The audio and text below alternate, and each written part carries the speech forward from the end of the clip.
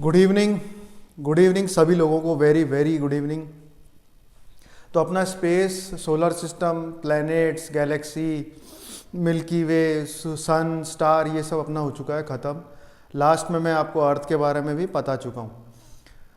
आज का जो अपन नया टॉपिक लेके आया हूँ मैं आपके सामने, वो है टोपोग्राफी का, जिसको हिंदी में हम स्थलाकृति भी कहते हैं। पर अपन आज का टॉपिक शुरू करें उसके पहले मेरा channel like, share, subscribe, comment करना बिल्कुल भी ना भूलें, और बेल आइकन की घंटी बजाना तो बिल्कुल भी ना भूलें, क्योंकि बिना बेल आइकन की घंटी बजाए आप लोगों को नया नोटिफिकेशन नहीं आएगा। तो चलो आज की फिर से क्लास एक शुरू करते हैं। बहुत ही इंटरेस्टिंग क्लास है अपनी। हम इसको कहते हैं टोपोग्राफी, जिसको हम कहते हैं स्थलाकृति। अब व्हाट इज टोपोग्राफी? टोपोग्राफी होती क्या चीज़ है? तो टोपोग्राफी होती है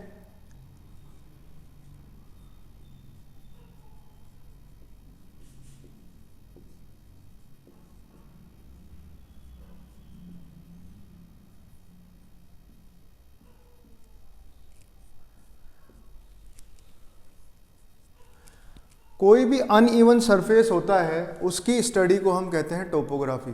कोई भी ऊबड़ खाबड़, ऊपर नीचे, गड्ढेदार जमीन, इसको हम कहते हैं टोपोग्राफी, स्थलाकृति। तो टोपोग्राफी क्या होती है?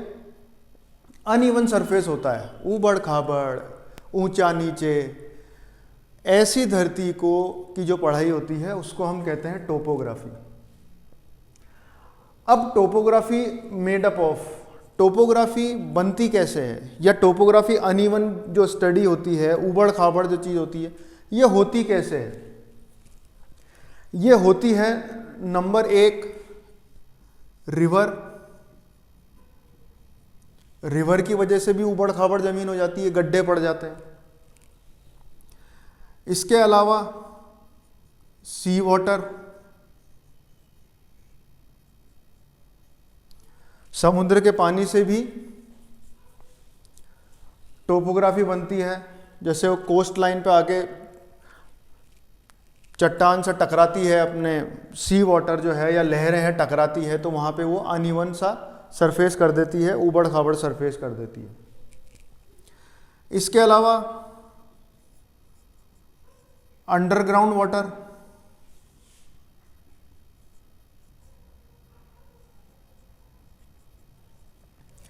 अंडरग्राउंड वाटर मतलब पानी जो धरती के अंदर होता है वो भी जमीन काटता है, तो अंडरग्राउंड वाटर जो होता है वो भी एक अंदर से शेप देता है लैंड मास को, तो वो भी एक टोपोग्राफी का ही बनने का एक जरिया है। चौथे नंबर पे है आइस। जब बर्फ में तब्दील हो जाता है पानी, तो वो भी जमीन को उबड़ खाबड़ करने के अंदर महत्वपूर्ण भूमिका निभाता है। आइस जो है वो महत्वपूर्ण भूमिका निभाता है। और पांचवें नंबर के ऊपर आता है विंड। पांचवें नंबर पे आती है विंड, हवा जो होती है वो भी कोई भी चीज़ तोड़ने के लिए सबसे महत्वपूर्ण होती है। तो आज जो अपन शुरू करेंगे वो अपन शुरू करेंगे रिवर्स के ऊपर।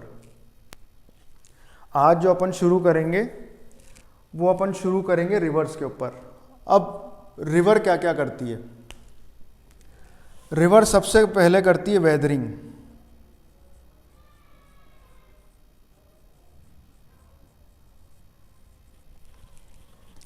सबसे पहले करती है वेदरिंग, जिसको हिंदी में हम कहते हैं अपक्षय। वेदरिंग के अलावा दूसरी चीज करती है ये इरोजन।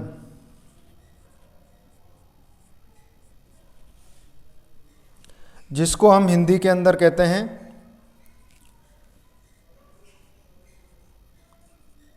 अपर्दन। और तीसरी चीज ये करती है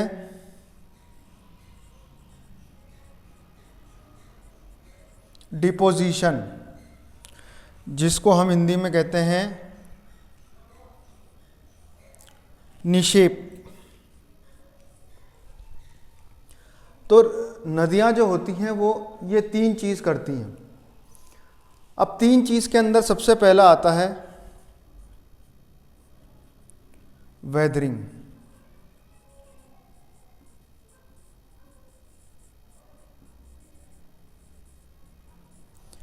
वेदरिंग क्या चीज़ होती है, या हिंदी में अपक्षय। अपक्षय क्या चीज़ होती है? ये सबसे इंपॉर्टेंट चीज़ है।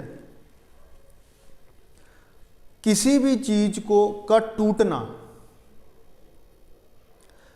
किसी भी चीज के टूटने को हम कहते हैं वेदरिंग।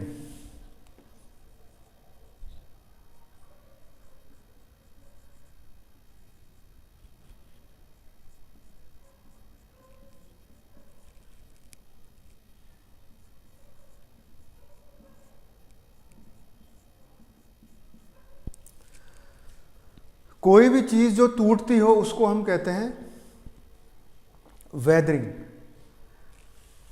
अच्छा, वेदरिंग क्या होती है? कोई भी चीज टूटना होता है। अब वेदरिंग भी क्या होता है? 2 तरीके की होती है। वेदरिंग भी क्या होता है? 2 तरह की होती है।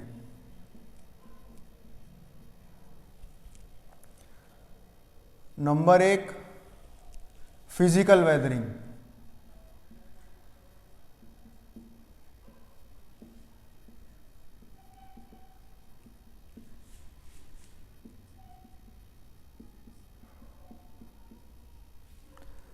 और नंबर 2,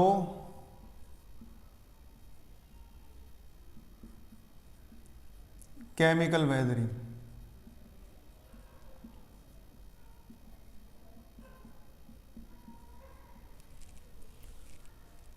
अब फिजिकल वेदरिंग और केमिकल वेदरिंग के अंदर क्या फ़र्क है? वेदरिंग मतलब समझ गए आप कि भाई कोई भी चीज़ का टूटना, एनीथिंग विच इज़ ब्रोकन, या कोई भी चीज़ जो टूट सकती हो या टूट जाती है उसको हम वेदरिंग कहते हैं। इसके अंदर आती है फिजिकल वेदरिंग और केमिकल वेदरिंग। अब फिजिकल वेदरिंग क्या होती है? फिजिकल वेदरिंग वो चीज़ होती है जो अपन कोई भी चीज़ फिजिकली तोड़े, कोई भी चीज़ फिजिकली तोड़े। जैसे आज इसको अपन कह सकते हैं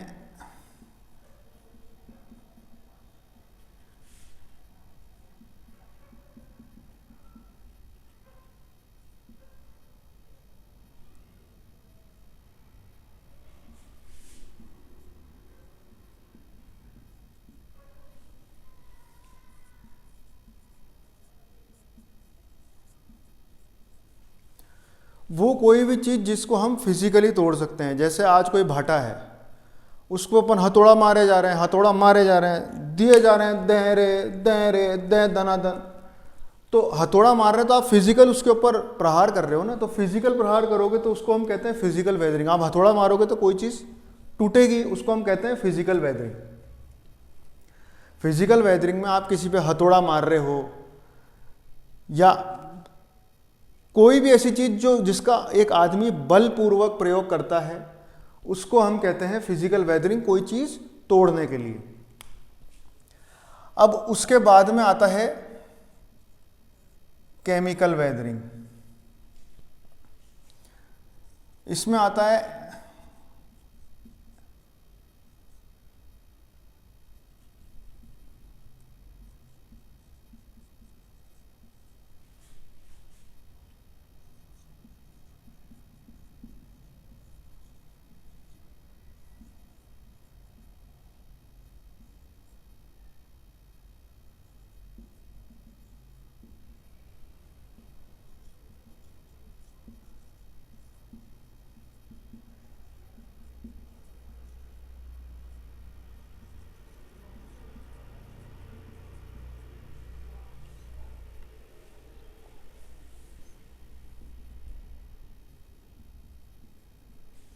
इसके अंदर आता है कि कोई भी चीज जो अगर टूटती है वो टूटती है केमिकल की वजह से, केमिकल कंपोजिशन की वजह से, केमिकली।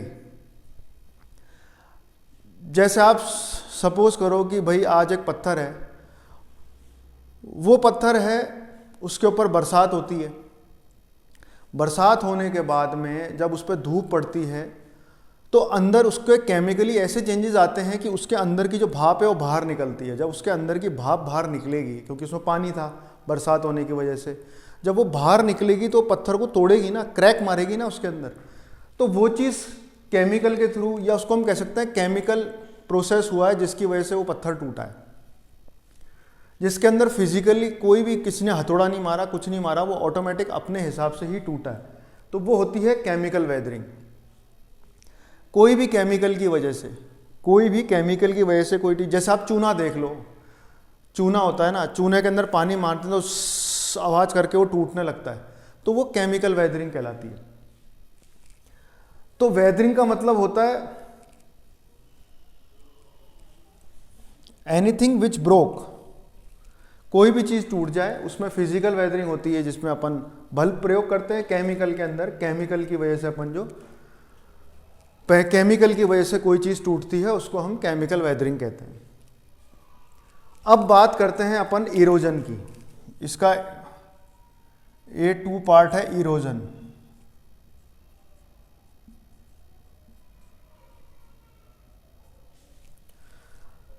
अब वेदरिंग का मतलब होता है तोड़ना, पर इरोजन का मतलब होता है घसना या रगड़ना, घसना, घसना या रगड़ना।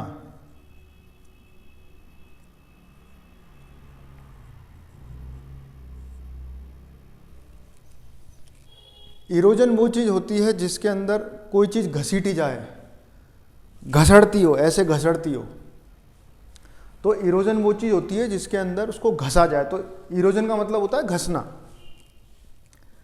इसके बाद आती है डिपोजिशन।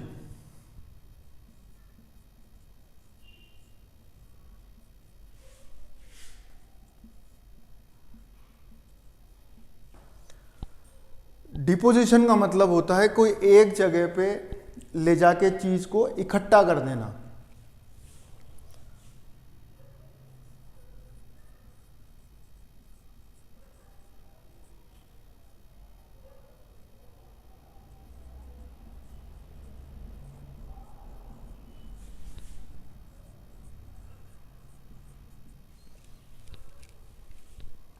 डिपोजिशन का मतलब होता है कि कोई भी चीज को एक जगह ले जाके इकट्ठा करना। अब नदी क्या करती है? नदी तोड़ने का काम भी करती है, नदी तोड़ने का काम भी करती है जिसको हम कहते हैं वेदरिंग। नदी घसने का काम भी करती है, जब नदी आगे चलेगी तो वो जमीन घसेगी, तो घसेगी तो साथ के अंदर कंकड़ पत्थर वो भी साथ में लेके चलती है। अब नदी डिपोजिशन भी करती है कि भाई डिपोजिशन मतलब वो एक जगह ले जा करके वो उस चीज़ को इकट्ठा कर देती है, उन चीज़ को वो इकट्ठा कर देती है।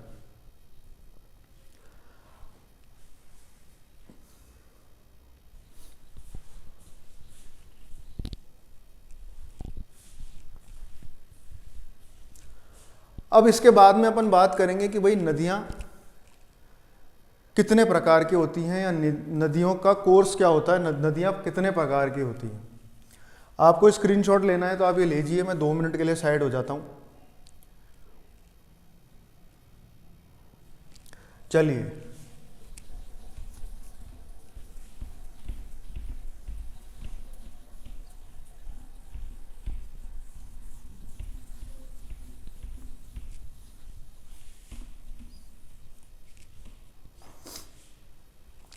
अब नदियाँ 3 प्रकार की होती हैं।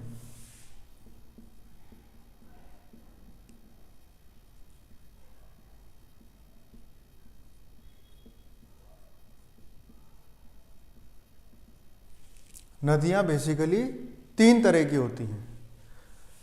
नंबर 1, अपर कोर्स,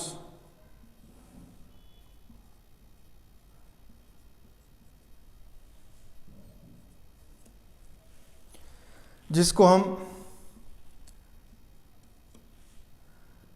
हम युवा अवस्था भी कहते हैं। अपर कोर्स जिसको हम युवा अवस्था भी कहते हैं। दूसरी होती है मिडिल कोर्स, जिसको हम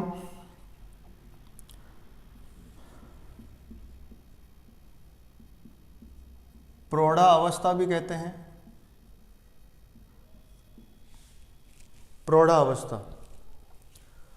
और तीसरी होती है लोअर कोर्स,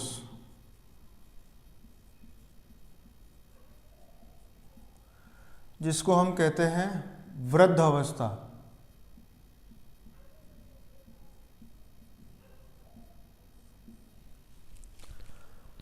तो नदियां जो होती हैं वो बेसिकली इन 3 तरह की होती हैं। समझ में आ रहा है आपके? बिल्कुल अच्छे तरीके से। नदियां जो हैं बेसिकली 3 तरह की ही होती हैं। अब ये कैसे कैसे काम करती है ये अपन आगे चलते हैं। अब नंबर 1, अपर कोर्स।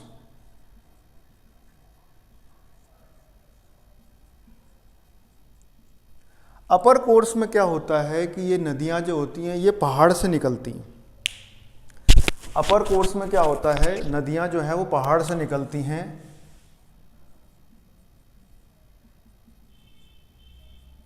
ओरिजिनेट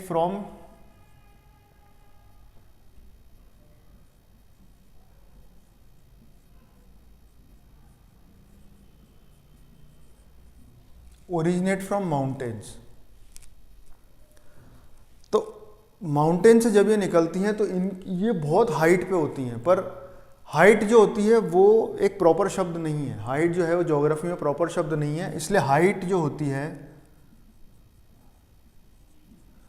इसको अपन बोलते हैं ग्रेडियंट।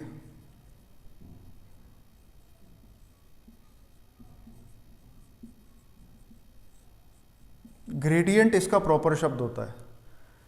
तो ये बहुत ही हाइट के ऊपर से नीचे गिरती हैं, बहुत ही हाइट में। इनकी फ्लो बहुत फास्ट होती है, ये बहुत ही ज़्यादा फास्ट होती हैं, बहुत ही ज़्यादा फास्ट होती हैं। जब ये बहुत ही ज़्यादा फास्ट होती हैं तो ये 2 काम करती हैं। ये बहुत ही ज़्यादा फास्ट होती है तो ये 2 काम करती हैं। क्या करती हैं? एक तो करती हैं वेदरिंग।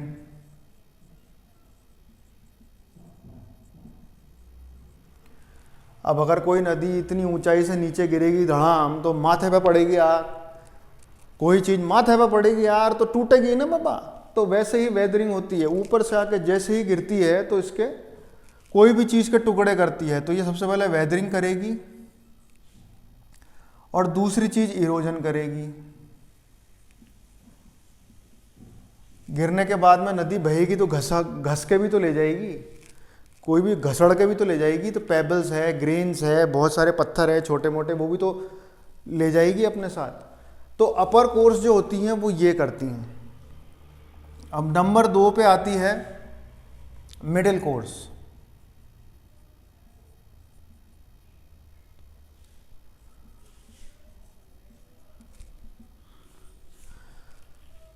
मिडिल कोर्स आता है। अब मिडिल कोर्स को हम प्रौढ़ा अवस्था कहते हैं। ये चीज़ क्या होती है, यहाँ पर नदी जो होती है वो ग्राउंड पे चलती है, ज़मीन के ऊपर चलती है। यहाँ पे ज़मीन में चलती है तो इसकी जो स्पीड होती है वो होती है मीडियम, वो होती है मीडियम। स्पीड जो होती है इसकी होती है मीडियम। अब जब स्पीड इसकी मीडियम होगी तो ये क्या करेगी, वेदरिंग तो कर नहीं सकती क्योंकि इतनी स्पीड ही नहीं है और ना गिर रही है ऊपर से आकर के जो कोई चीज़ को तोड़ेगी या 2 टुकड़ों में करेगी। तो ये एक तो करती है इरोजन,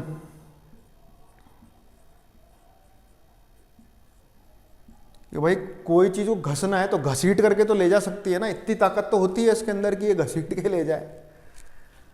दूसरी चीज़ ये करती है डिपोजिशन।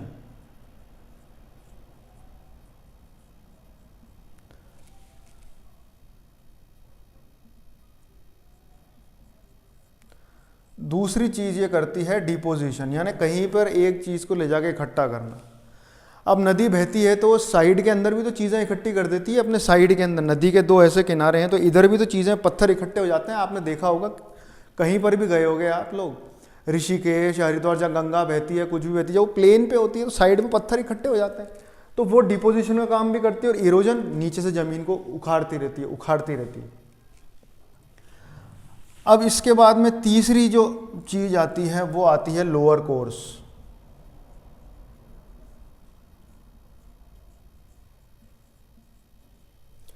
लोअर कोर्स मतलब वृद्धावस्था, वृद्ध। इसके अंदर नदी जो है वो बूढ़ी हो जाती है और इसके अंदर क्या होता है कि नदी जो है वो समुद्र के अंदर गिर जाती है, सी के अंदर गिर जाती है।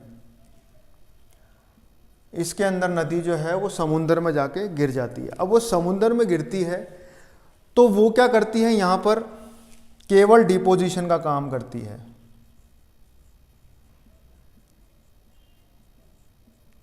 केवल डिपोजिशन का काम करती है और डिपोजिशन का काम करने की वजह से ज़्यादातर डेल्टास बनते हैं।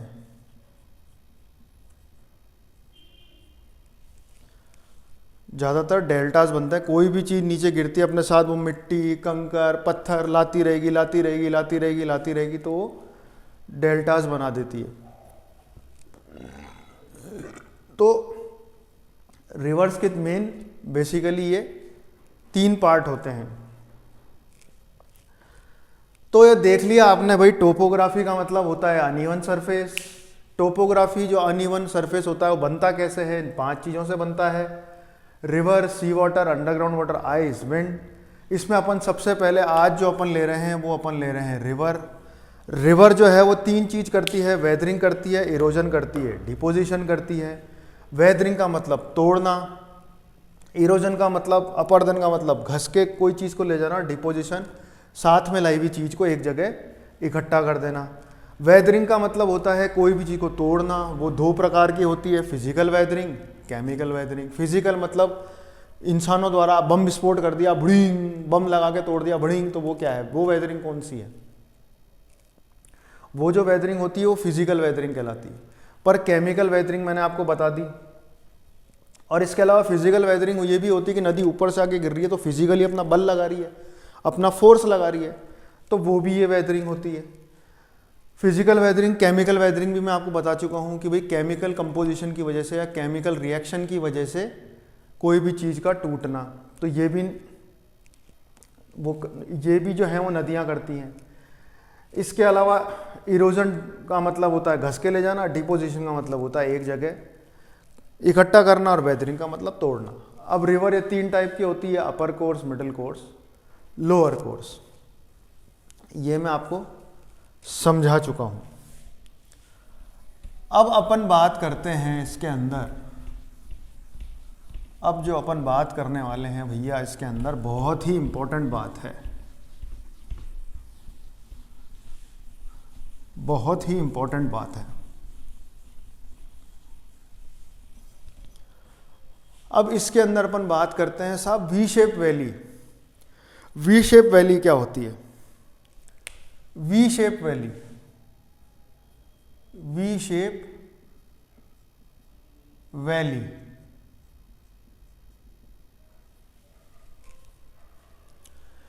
अब वी शेप वैली में आपने देखा होगा, बच्चों को अपन ड्राइंग वगैरह की किताबों के अंदर देखा होगा, भाई सीनरियां बनाओ, सीनरी बनाओ, ड्राइंग करो।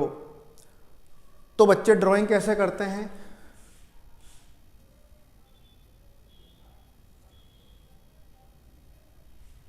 ये तो हो गए माउंटेन, यहां से ये नदी निकल गई, रिवर। बच्चों को ये बताते हैं और होता भी ऐसा ही है। तो अपन वी शेप वैली क्या है, अपना ये जो एरिया है, ये वाला जो एरिया है अपना, यहां से ये नदी आ रही है, ये होती है वी शेप वैली, ये होती है वी शेप वैली, ये होती है वी शेप वैली।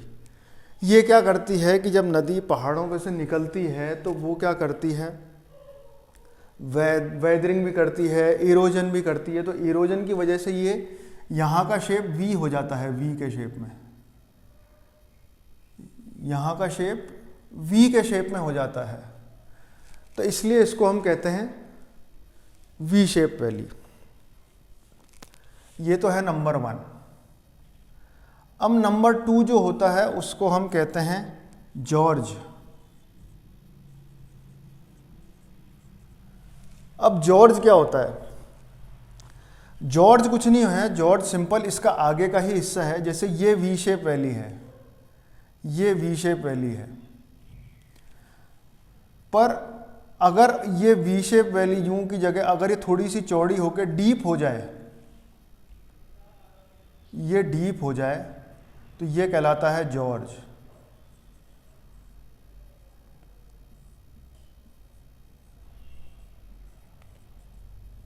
क्योंकि भाई कोई भी नदी अगर चलती है ना, तो वो क्या करती है, इरोजन करती जाती है, अपने साथ के अंदर अपरदन करती जाती है।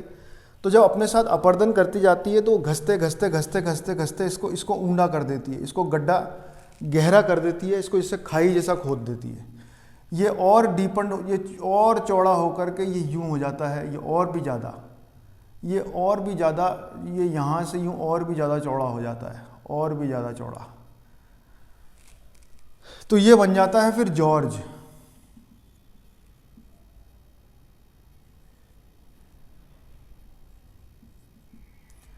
ये हो जाती वी शेप वैली, और ये अगर और भी ज़्यादा चौड़ा हो जाता है तो ये बन जाता है जॉर्ज। ये वी शेप वैली जब साथ के अंदर ये चौड़ा गैप हो जाता है, इधर इधर गैप और यहाँ गैप हो जाता है, तो ये बन जाता है जॉर्ज। ये भी जो होता है, ये इरोजन की वजह से नदियाँ चलती हैं और उसको खोदती जाती हैं, खोदती जाती हैं, खोदती जाती हैं, तब ये होता है। इसके बाद जो तीसरी चीज़ आती है, इसके बाद में जो तीसरी चीज़ आती है वो आती है आई शेप वैली।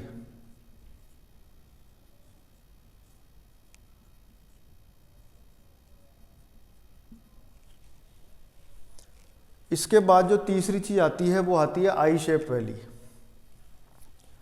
अब आई शेप वैली में क्या होता है कि जब जैसे ये वी शेप वैली है, ये जॉर्ज है, ये वी शेप वैली है, ये वी शेप वैली है, ये जॉर्ज है। पर नदी इसको अगर और काटती जाए, और काटती जाए, और इसको ये यूं कर दे, यूं कर दे, इसको अगर ये यूं कर दे,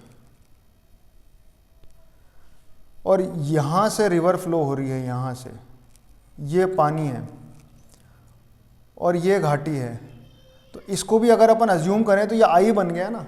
इसको अगर अपन अज्यूम करें तो ये आई बन गया, पर ये आई शेप वैली को आई शेप वैली नहीं कहते हैं, इसको कहते हैं कैनियन।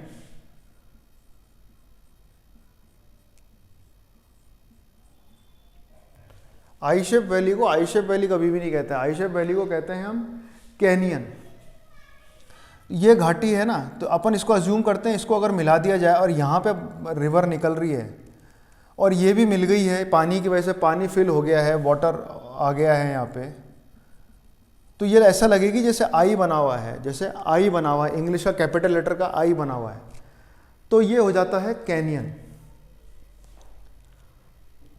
अब फेमस कैनियन जो है, सबसे फेमस कैनियन वो कहाँ पे है? सबसे फेमस कैनियन कहाँ पे है? कोई आइडिया है किसी को सबसे फेमस कैनियन कहाँ पर है? फेमस कैनियन कहाँ पे है? सबसे फेमस कैनियन है अमेरिका में। अमेरिका के अंदर, जिसको हम ग्रैंड कैनियन भी कहते हैं।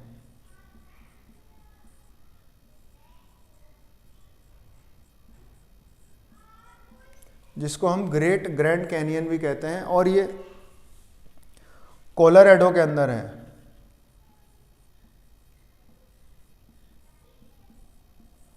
ये कोलोराडो में एक नदी है, वहाँ पर है, एक उस नदी ने इसको बनाया हुआ है। सबसे फेमस, सबसे बड़ा कैनियन यही है। तो अपनी आज की जो क्लास है उसके अंदर यही है, आज की जो क्लास है उसके अंदर अपनी यही है कि भाई टोपोग्राफी जो है वो किस तरीके से होती है, उबड़ खाबड़। तो अब मैंने आपको 5 चीज़ें बताई, तो आज अपन रिवर की बात कर रहे हैं। टोपोग्राफी की क्लास अपन आगे भी कंटिन्यू करेंगे, आज के लिए इतना ही बहुत हो चुका है। आज के लिए अपना जो वीडियो है वो इतना ही है, अपन इसके आगे की बात भी फिर से करेंगे। मैं हट जाऊंगा वापस से, अगर आपको स्क्रीनशॉट लेना हो तो आप इसको ले सकते हैं। बाकी ये ध्यान रखना, वी शेप वैली जो होती है, बच्चों को ड्राइंग में बता देते हैं वी शेप वैली क्या चीज़ होती है, ड्राइंग के अंदर बता देते हैं वी शेप वैली क्या होती है। बच्चे सीनरियाँ बनाते हैं उसमें वी शेप वैली ही तो बनाते हैं। ये दोनों तरफ घाटियाँ होती है और बीच के अंदर जो वी बनता है जहाँ से पानी निकलता है, यही वी शेप वैली होती है। ये डीप हो जाती है, कट कट के साइड में से चौड़ी और डीप हो जाती है, वो जॉर्ज हो जाता है। अब ये और ब्रॉडन होकर यूँ घूम जाती है, इस तरीके से हो जाती है, तो ये कैनियन कहलाती है। चलिए आज की क्लास के अंदर इतना ही है, आगे हम टोपोग्राफी की और बात करेंगे। आज के लिए इतना ही, जय हिंद।